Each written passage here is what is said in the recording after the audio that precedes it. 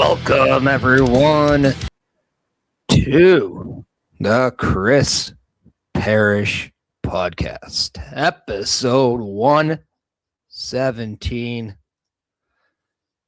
And we are called Card Games. Welcome, everyone. How is everyone doing today? First things first, we all know the drill.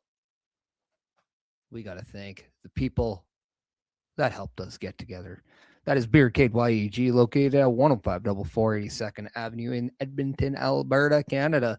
And they are the proud sponsor of the Chris Parrish Podcast, and they're the home of all major WWE, PLEs, and AEW pay-per-views. You can also check them out as they have daily specials. They have daily and weekly events, whether it's sports, whether it's board games, whether it's their video game, whether it's free admission to events. Always want to check them out. Beercade YEG on all the socials. Go check them out. And of course, we wouldn't be here without Turnbuckle Studios and the Turnbuckle Affiliation Program. If you want to go to turnbucklestudios.org, that is the official homepage of the Turnbuckle Affiliation Program. And you can do so much, but we'll get to there a little bit later. Welcome, everyone. As you see in the description, we are here to talk about what we saw yesterday at Elimination Chamber. That's right, Elimination Chamber came out of you from Chicago, Illinois, where we saw some clarity heading into WrestleMania, as we saw 2 Elimination Chamber matches that would help tell us who is going up against Jade Cargill and Drew McIntyre. We also saw 2 championship matches, one with the Women's Intercontinental and the Men's World Heavyweight. So let's get to it. As we found out not 1, but 2 answers to mysteries as well. That's right, the WWE debut of Danhausen came to be when the crate was unveiled with the use of crowbars. Nick Aldis and Adam Pearce, the Raw and SmackDown general managers, pried that thing open. They both walked away because what they saw inside was a coffin, and they didn't want any part of that. Then all of a sudden, the coffin door opens, and we hear some very Halloweenish, Halloweeny, whatever, some very eerie type music. We see some girls come out dressed in capes, dressed like vampires, and then we heard the phrase, "You are cursed."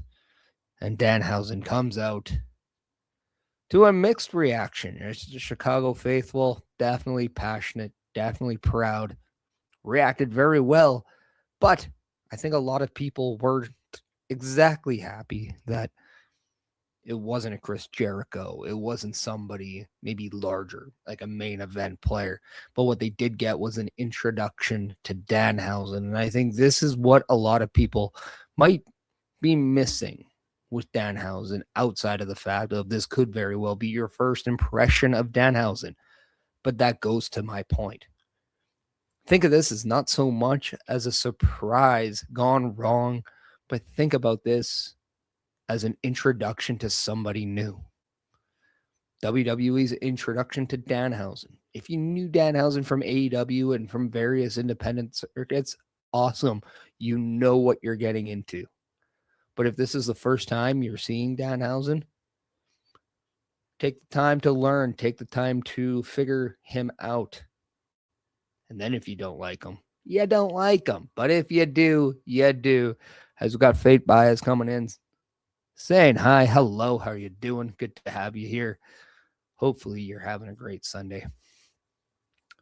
We're recapping a little Elimination Chamber that came out yesterday.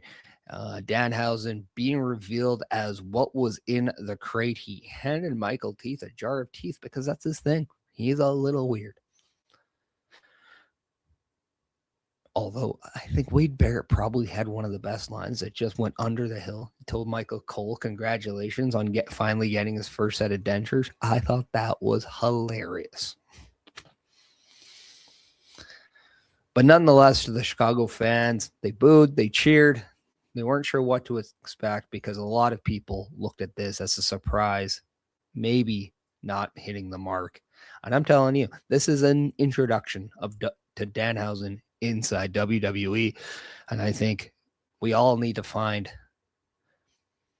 our entertainment bones when it comes to pro wrestling, because that is part of the game as well.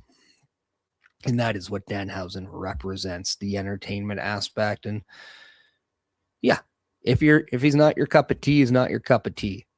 I can tell you flat out, I don't hate Danhausen. I don't love Danhausen, but I do enjoy him in small quantities. Do I want to see him take away from matches? No. Do I want to see him in backstage segments? Absolutely.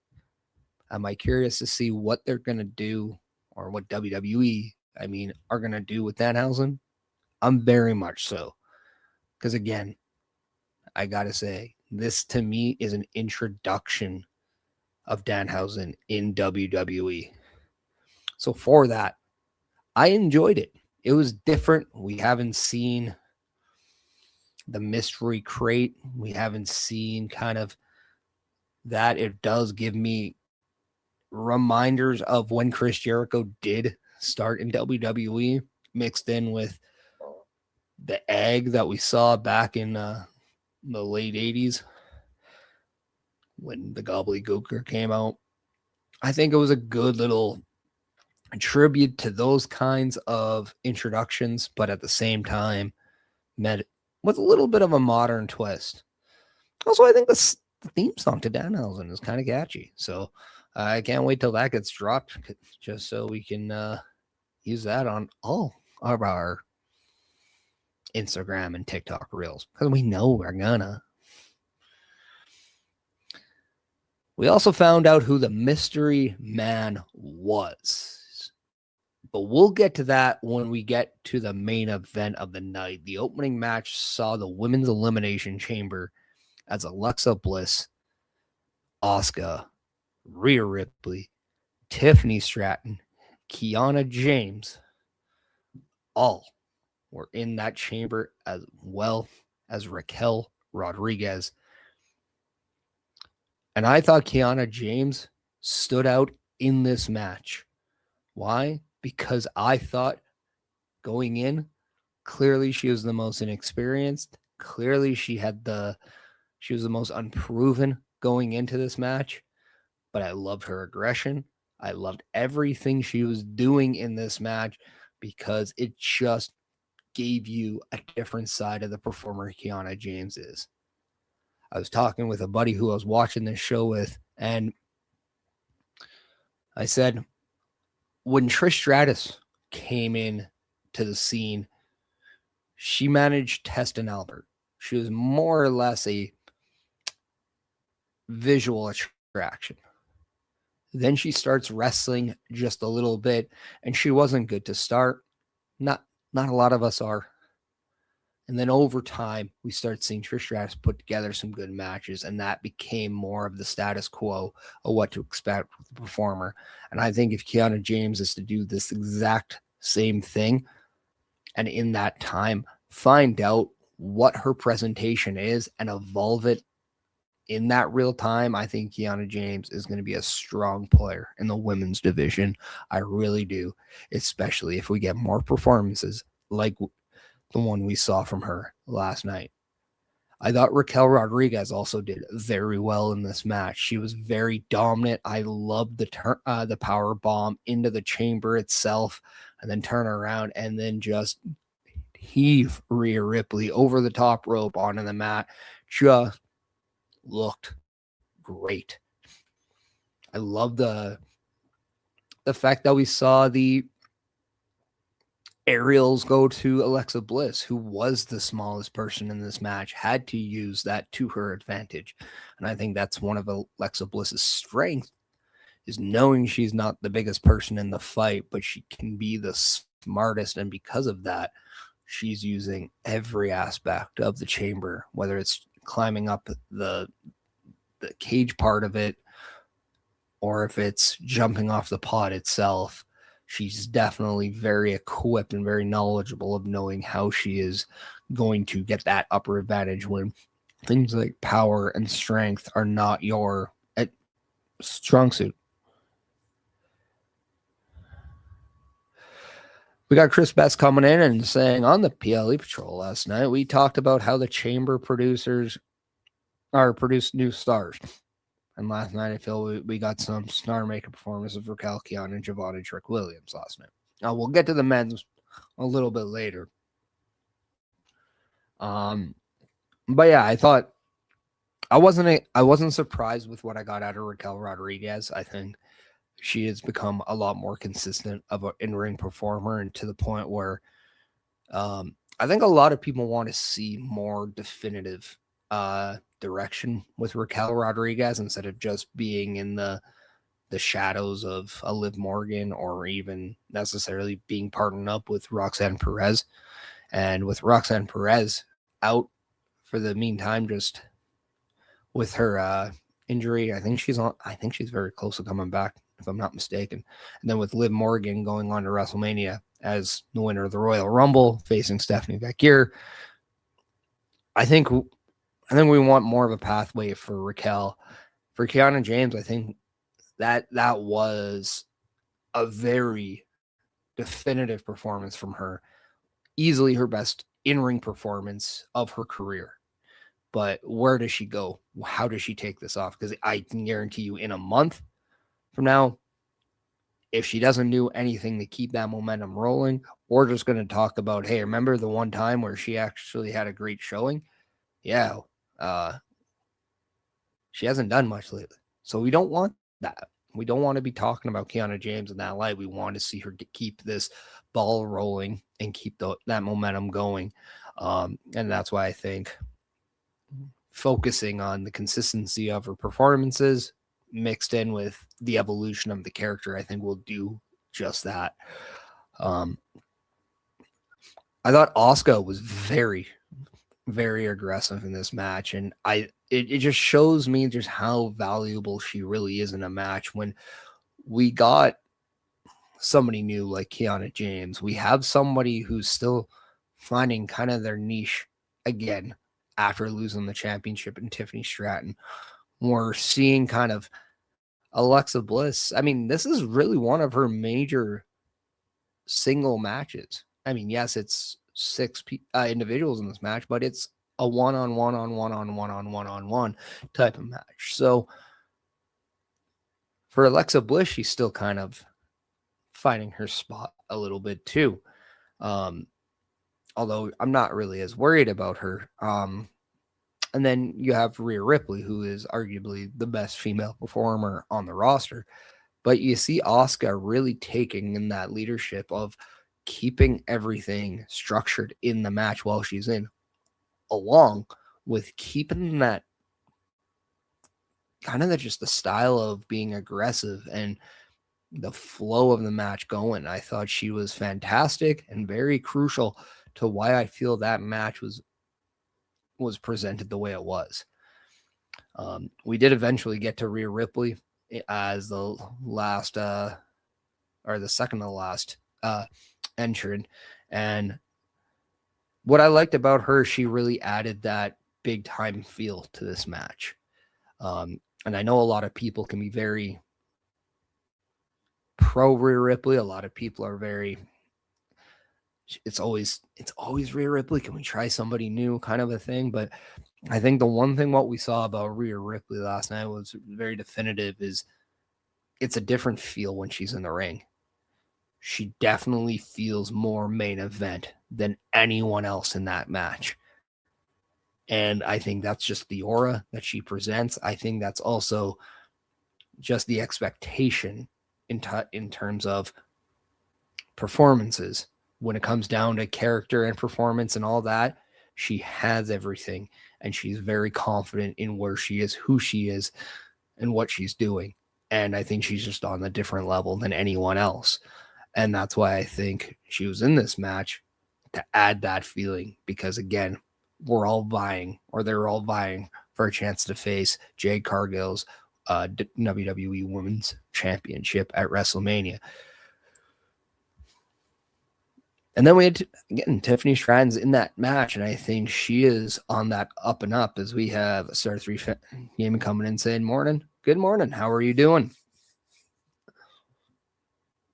I thought Tiffany Stratton really was your odds-on favorite going into this because of the fact that she is returning from losing the championship to Jade.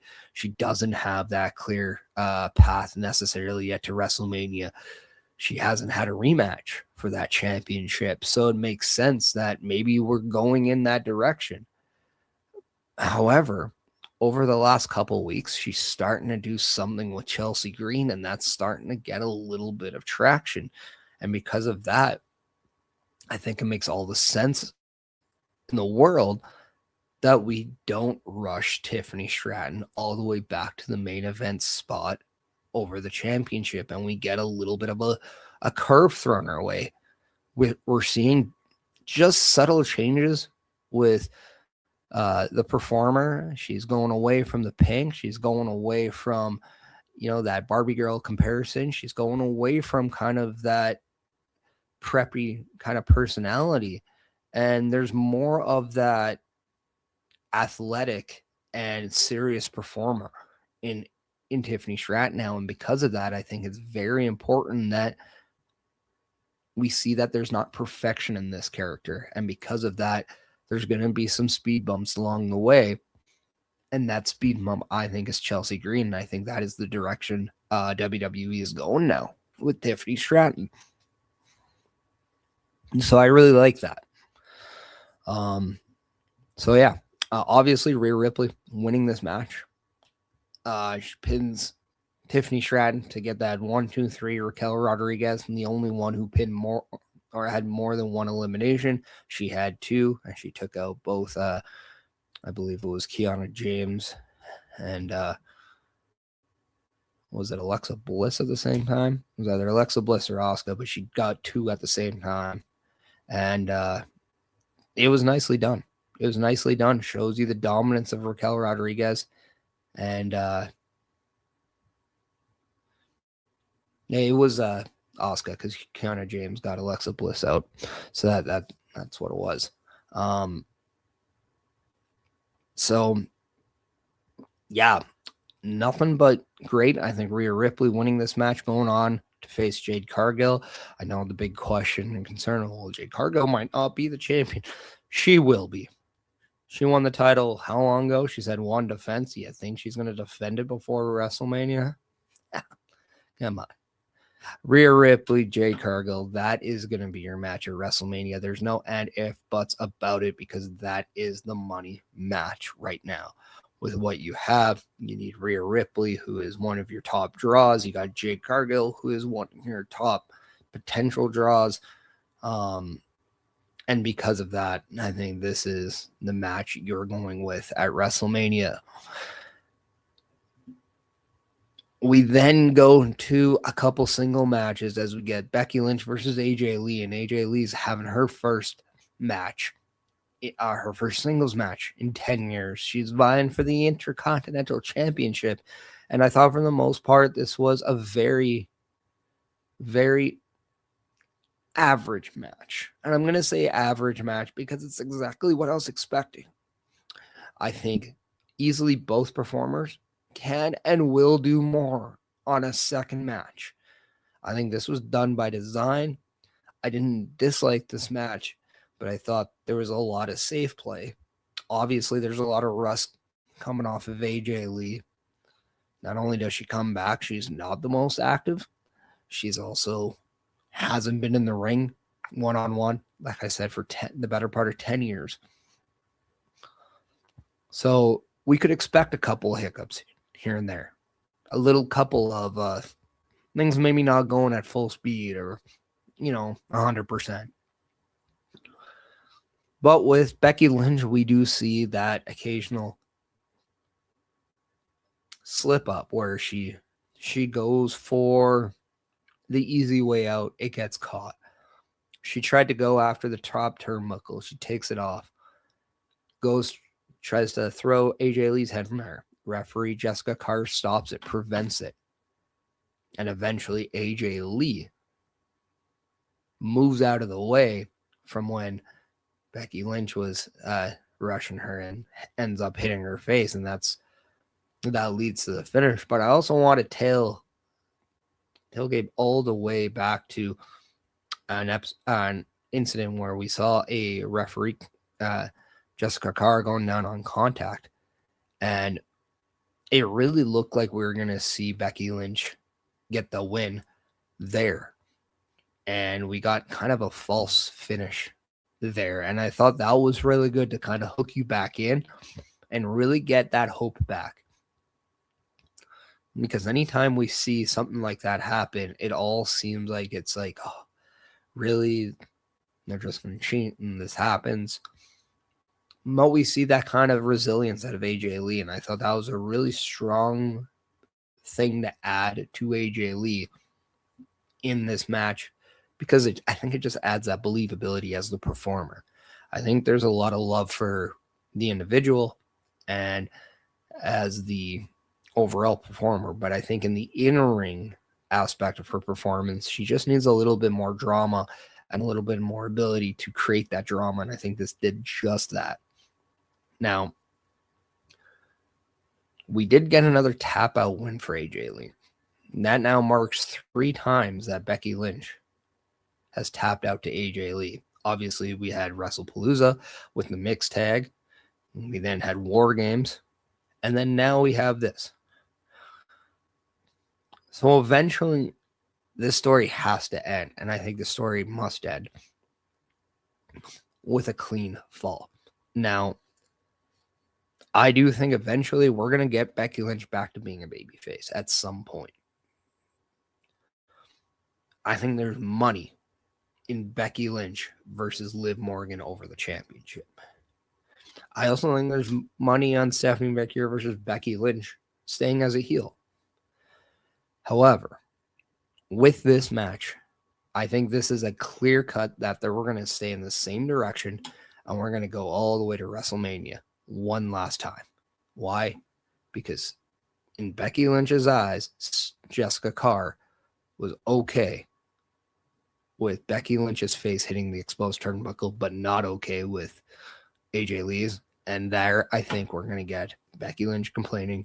She's going to make a case. It is a valid one because Jessica Carr did get physically in the way when Becky Lynch was trying to do that. Now, you can say it was accidental. You can say whatever you want. At the end of the day, it did happen. So I think that's how we're going to go there. And I think we're going to get a winner take all kind of up the stakes match at WrestleMania, or it's just as simple as Becky getting her rematch. Then we had CM Punk, and let's just pause and say what an entrance. Coming out to Sirius by the Alan Parsons Project, the theme song to the Chicago Bulls. Yes, Ricky Dragon Steamboat used it once, but the Chicago Bulls made it famous. And coming out to that as he's walking from his dressing room to the entranceway, then Cult of Personality hits. It was a great entrance. That song too just gets you amped. Mixed in with the fact that Finn Balor once again uses his old babyface theme, which seems to be back for good. It was hard not to get really amped up for this match. And I thought this match from start to finish was absolutely terrific. And I thought they made Finn Balor look amazing. Amazing in this match. We didn't see Finn Balor take easy way outs. We didn't see Finn Balor try to get that easy advantage. We saw Finn Balor compete and compete the right way. He was by himself. There was no interference. Finn Balor manned up in this match. And because of that, he looked amazing. He showed resilience. He showed competitive nature. It was almost like the Finn Balor we knew before the Judgment Day. But CM Punk is on a different level right now. He does pick up the 1, 2, 3, and just like that, one go to sleep and it was over. CM Punk wins, and he will face Roman Reigns at WrestleMania 42 in the main event of WrestleMania. And that leads us to the main event, where we saw Logan Paul, we saw Javon Evans, we saw Trick Williams, we even saw Randy Orton, Cody Rhodes, and L.A. Knight all vie for the position of challenger, going up against Drew McIntyre's undisputed WWE Championship at WrestleMania. And I could not tell you who I really wanted to win this match. I can tell you that I saw the finish and the winner play out in the way that I said last week. I said last week, I thought we didn't need Cody Rhodes winning because he already has a way to get to Drew McIntyre without a Rumble or Chamber win. With the constant interference that Drew McIntyre is delivering, it seems like it's personal with Drew that Cody doesn't get his rematch, and he'll do whatever he can to prevent it. Drew McIntyre is also making enemies out of Jacob Fatu. So Jacob Fatu didn't need these wins either. Not that Jacob Fatu was in this match. He lost a qualifying match on SmackDown to Logan Paul after Jey Uso was attacked. So if you're wondering how did Logan Paul get in, that's how.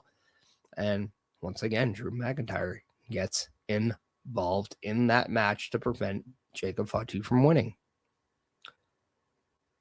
I don't think Drew McIntyre is going one-on-one with anyone at WrestleMania. I do think it's a multiple man match. And right now it looks for sure that one of those men are Randy Orton, but I think you can add Jacob Fatu and Cody Rhodes to that as well. And we at least will have a fatal four-way for that championship. And I think what we're seeing is in a similar build to that fatal four-way we got at WrestleMania 2000. But let's just finalize talking about Elimination Chamber, because what we also saw was LA Knight get pinned. And then as he was being kind of taken out, we saw Masked Man. We also saw a tease of a Masked Man, as we saw somebody come out of the crowd dressed like the Masked Man, start climbing the Elimination Chamber, which was very confusing to me because there's no way to get in the chamber from the top. Anyway, he was caught. He was unmasked as he was being taken out by security, and Adam Pearce. And again, it was not somebody that we knew. We come to find out that the man who was unmasked on Friday was a student of Seth Rollins' Black and Brave school. I believe that this was the same thing. But just when Logan Paul thought he had everything in the bag, another Masked Man comes in as the chamber doors were open because of an elimination and all the commotion of this one masked guy being taken out, led an opening to a second Masked Man coming in. Delivers a super kick to the stomach of Logan Paul. He drops to his knees. We run. We get a curb stomp. Cody Rhodes, beautiful half Nelson to flip Logan Paul over. Gets the 1, 2, 3. The Masked Man watches and then unveils. And it's who? Seth Rollins. Seth Rollins was the Masked Man all along. He used students as a decoy, a plant. It's almost like he had a blueprint to this the entire time. Interesting. Still using the architect. How fitting. This, however, The stare down between Rollins and Logan caught the eye of Cody Rhodes. And this goes straight into an RKO to Randy Orton, who pins Cody Rhodes and gets the 1-2-3. So as predicted last week, Randy Orton wins Elimination Chamber and punches his way to WrestleMania. Now, Drew McIntyre also did get involved as this was happening as well. And what we need to know is Drew McIntyre is making multiple cases known that he does not want to face Jacob Fatu or Cody Rhodes. However, what Drew McIntyre didn't know was Nick Aldis was fed up.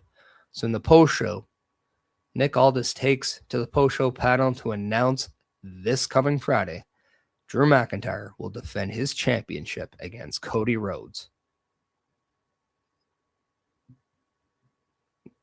Now that is amplifying going in to the road to WrestleMania. So that was Elimination Chamber. Let me know your thoughts. But before we do that, let me remind you about turnbucklestudios.org, because it's not just the homepage of Turnbuckle Studios and the Turnbuckle Affiliation Program. It's also your place to go and check out everything, like checking out every one of the hosts, finding out what their socials are. If you don't know how to find the socials to everyone, I mean, I should be very easy. My link is just right below. But if you go to turnbucklestudios.org and you go into the host section, you can just click on someone and it takes you straight to their social page. For the majority of us, it's a link tree. If you go to the shop portion, you can go to the direct merchandise shop. That's right. If you want to buy merchandise that has any one of our logos from any one of our shows, if you want one of those nice, beautiful new crisp pair of shirts, hoodies, ball caps, you can go to turnbucklestudios.org/shop. So let me show you from a video aspect of what you can get when you go and check out our shop. But more importantly, if you also want to become a part of our team, we have you too. We need some assistance around here. We need what they call help. Why? We're getting old, and sometimes we forget how to do things. So we need a little bit of new blood. So check out both these videos to see not only how you can help support us through our shop, but how you can help us through other aspects as well. The Turnbuckle Studios store is open for you 24 hours a day, 7 days a week. Get the merch and represent the best from the shows you watch on a weekly basis. Multiple styles to choose from with over 10 products available. Don't get left out and pick up all your favorites today. Find us at turnbucklestudios.org. A Turnbuckle affiliation program is looking for more people. If you have passion level for pro wrestling, sports, video games, or something else, then Turnbuckle Studios is the place to be. If you have ever wanted to pursue content creation and want to join our team, then we would love to have you. Check out turnbucklestudios.org or contact us by email today, because your future is now, and we want you to tap in.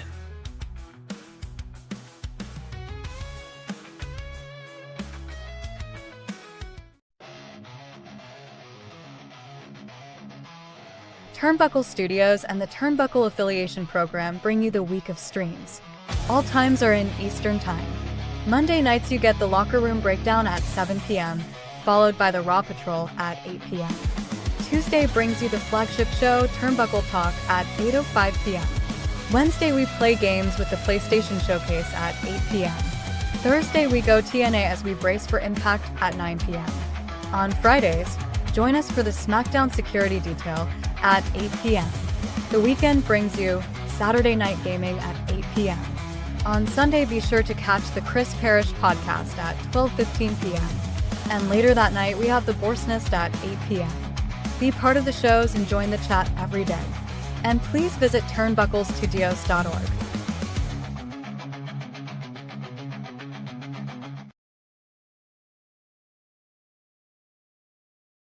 everybody, turnbucklestudios.org is not just an advised website. It does give you direction to do just about everything. You want to check out every episodic show of on that calendar that you just saw, they will be there. So yes, you can just click and it brings you to a link that plays that show. If you want to go and meet the team, you can go and check out all of their socials on the host section.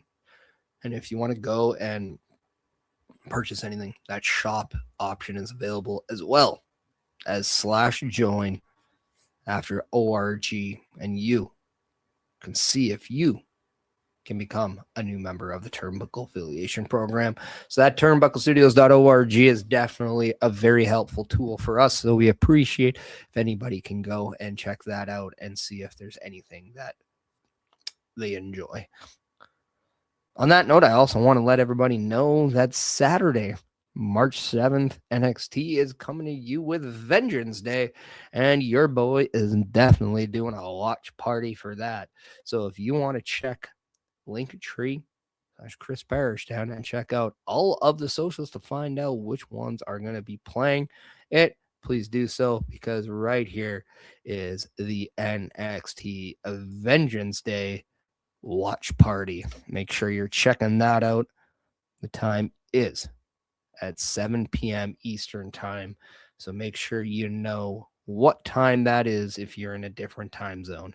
Like for me, I'm in Mountain Time. So that'll be 5 p.m.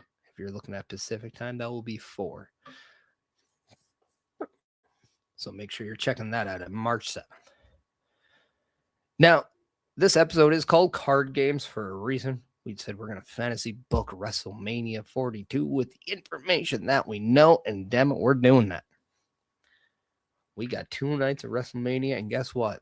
You know, the one thing I was doing, I put all this stuff together.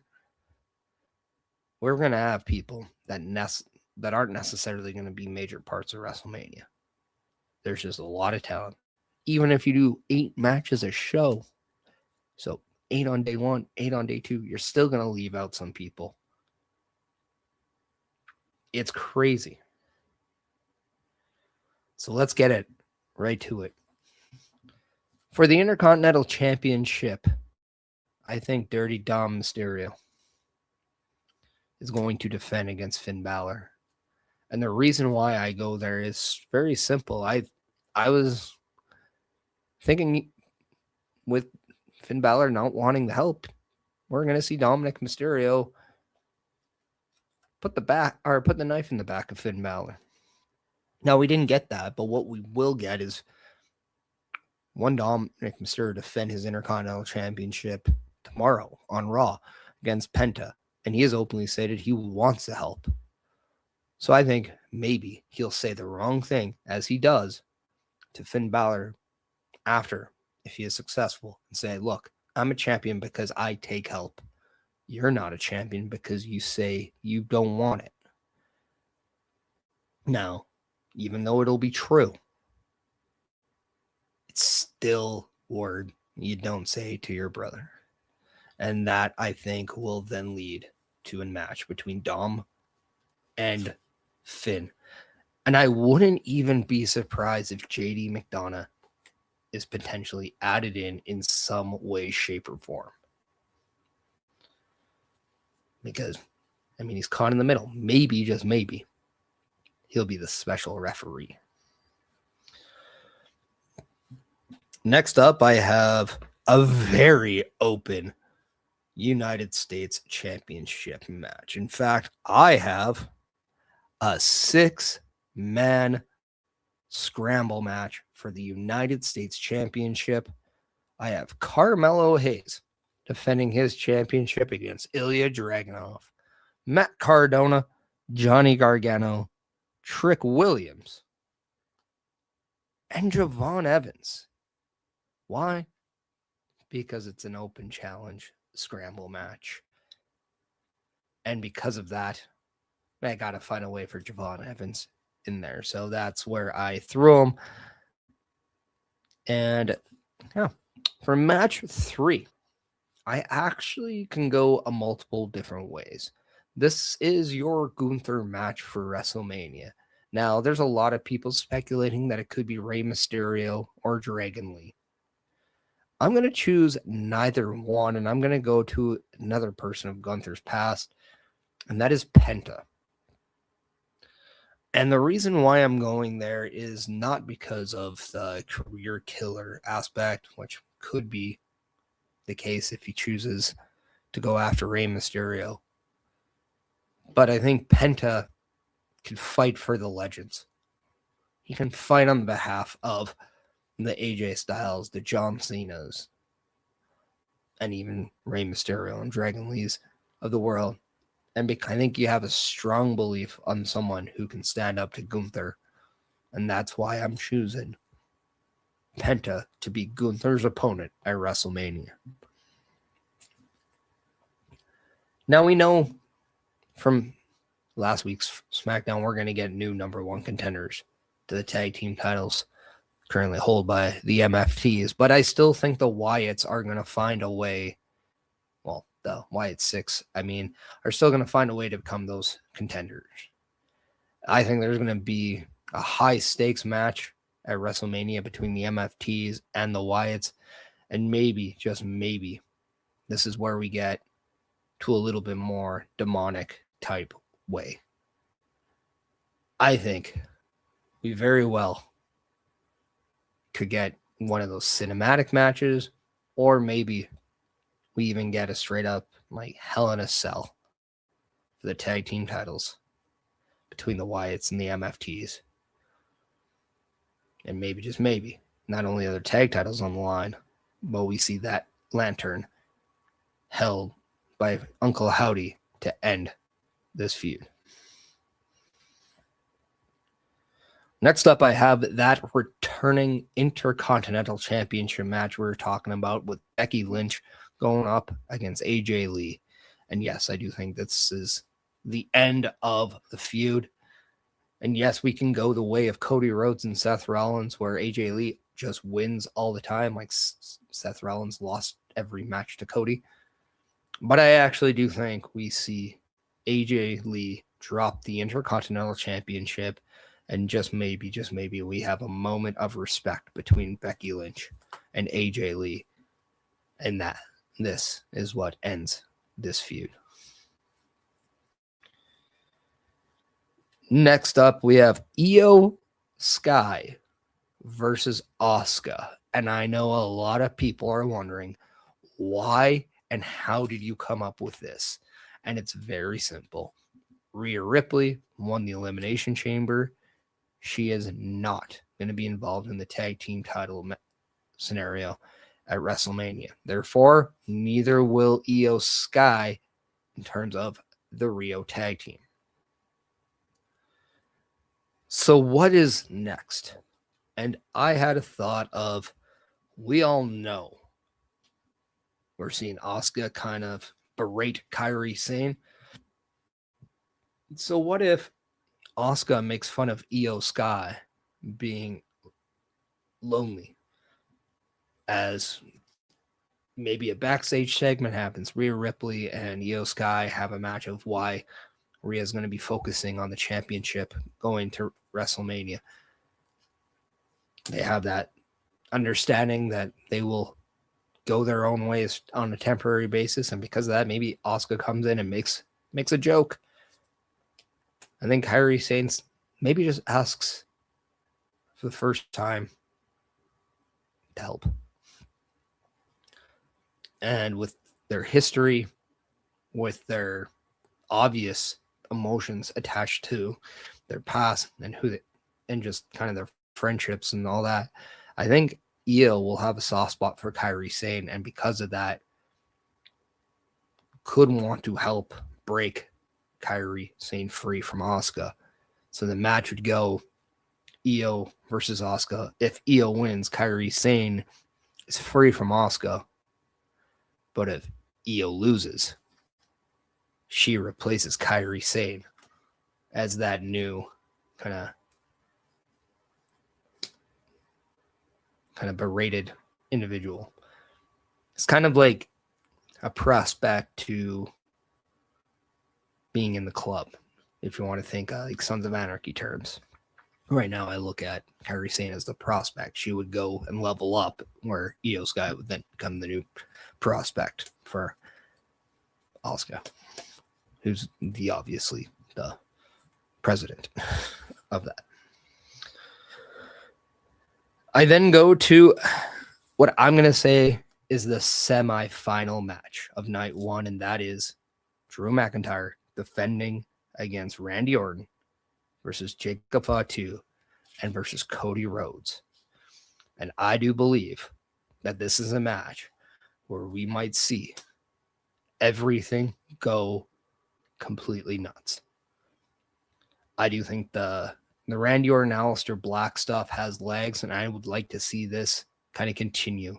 And maybe, just maybe, Aleister Black does something to Randy Orton that makes him go a little bit crazy.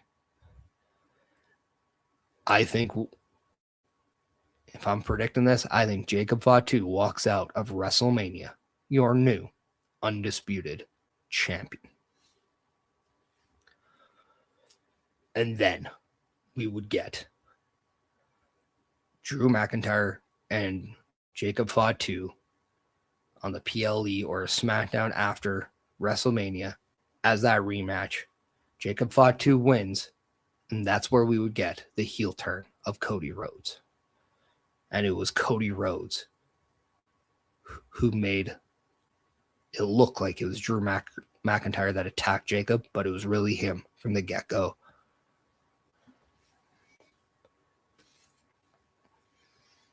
For my main event of night one, I don't know why I just did an accent there. It just came out, so I apologize. But my main event, I just did it again. For my main event of night one. Main event of night one of WrestleMania. There we go. I got Stephanie McMahon taking on Liv Morgan for the Women's World Championship. And yeah, I like the fact that that's the main event of night one because it still says true to the Rumble winner and them get that person getting a main event spot to WrestleMania. Also, just let the women main event a damn night. Like, what are we doing? Like, it's Liv Morgan and Stephanie McMahon. They're going to deliver. They always do. They always have. Just let them. What are we doing, WWE? You don't need two dude main events anymore. Come on. The stage is big enough for everyone, so let everyone own it. For day two in the opening match, I got the Usos going up against Logan Paul and Austin Theory. Now, I even could see this being a triple threat where I see LA Knight and Seth Rollins joining forces. Because as of right now, I don't know where they would go. I even could see a situation where Jimmy and Jay may have to relinquish their titles based on the attack that we saw from last Friday on SmackDown. Jimmy then potentially having to take time off with Naomi's pregnancy. So if that's the case, maybe we see Logan Paul and Austin Theory win the tag titles before that. And I'm actually going to make a quick switch. And then they go up against Logan or LA Knight and Seth Rollins. All right. For match two, I got the Women's United States Championship, and I have a match that I just want to see. And that is Julia taking on and defending her championship against Jordan Grace. It's a match I want to see, but I also think there's a direction needed for Jordan Grace right now, and I think a United States Championship would be absolutely perfect. So that's exactly what I would do. And I would have Jordan Grace become your new United States champion. For my match 3 of that night, I got El Grande Americano going up against El Grande Americano Original in a mask versus mask match. I think that just writes itself. I think it just makes sense. That is what I have. And then match 4, for the first time ever, I am booking TLC with the women tag team titles, as I have Nia Jackson, Lash Legend, your new women's world tag team champion. So congratulations to the new team, now newly named the Irresistible Forces. And guess what? I like the name. You can come at me. It is okay. But they take on the Bella Twins, Charlotte Flair and Alexa Bliss, and Lyra Valkyria and Bailey.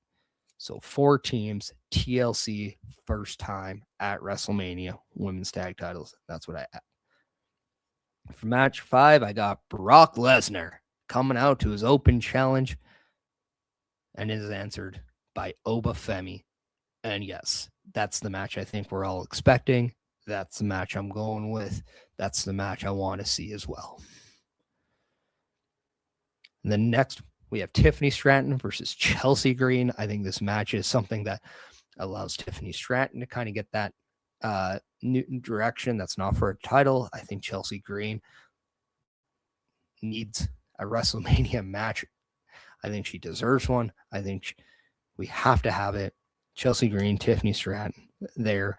And then your semi-main event for that match, Jade Cargill, Rhea Ripley for the WWE Women's Championship. And yes, I'd be okay if Rhea Ripley wins the title here, and then she would then permanently be on SmackDown. I think it adds another layer to the women's division on SmackDown, and I'm okay with that. Lastly, our main event would be CM Punk versus Roman Reigns for the WWE Heavyweight Championship. Well, the World Heavyweight Championship. And that would be my WrestleMania 42 match card. Let me know what you think. Let me know what you like, what you don't like. What would you change? What would you expand on? I'm all ears. I do want to let everybody know that this was fun, and I might just even do this again down the road. So let me know what you guys think about this idea. And if you guys want to voice any concerns to me, make sure you're checking out my link tree down there. It's attached to my email as well. You can email if you have any ideas on any fantasy booking stuff that you would like me to cover. I'm all ears. So let's do that. But if you do want to follow me, everything about my show, go and check out my link tree that is down below. You can go and check out and help subscribe, all of that stuff. Support the show by hitting those buttons, whether it's on Facebook, on my X, whether it's on my Kick at the Chris Parrish Podcast. That is the handle on Kick. Whether it's on YouTube, if you want to help and subscribe to that channel, I am trying really hard to try to do more for the YouTube side of things. If you want to follow me on Instagram, I will appreciate that. Make sure you're checking out the Chris Parrish Podcast live on Spotify, and help not only subscribe, but rate the episodes as well. That would be just wonderful. I'm also on Blue Skies, all that stuff. It's all there on my link tree. So if you guys just do that, that would be highly great. It does help the channel, and I definitely appreciate that. We do have episode 118 coming next week, and I'm very intrigued with it. Why? Because this upcoming week is going to be very interesting to watch. I can't wait. We might have a new undisputed champion. We might have a new intercontinental champion. We might have just a lot more to divulge on, and I can't wait. This is the road to WrestleMania, and I'm very excited.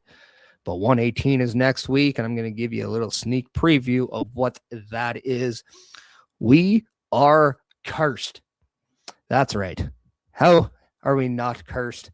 Danhausen is now WWE, and we are cursed for being too damn loyal to professional wrestling. We are cursed by being too damn intrigued with everything going on in the world of professional wrestling, because it is the road to WrestleMania. How can you not be a little bit cursed? It's just who we are. This was episode 117. Card game. Obviously, that's a pun on the card. writing the card for WrestleMania. I will say it's always a challenge to make even a fantasy card for WrestleMania, let alone try to put everyone on the show. It's just not plausible. A little bit more respect goes to the matchmakers and the creative team over in WWE as well as other promotions. But this will do it for episode 117. Thank you very much for joining me and having some fun listening to my wacky ideas. I appreciate everyone. I hope you have a great day. I'll see you next week. And remember, be happy, be healthy, and be yourself. Because at the end of the day, you matter. Rip through the clouds, faster, catch us from falling close to the ground. Perish or try to fight it, parachute.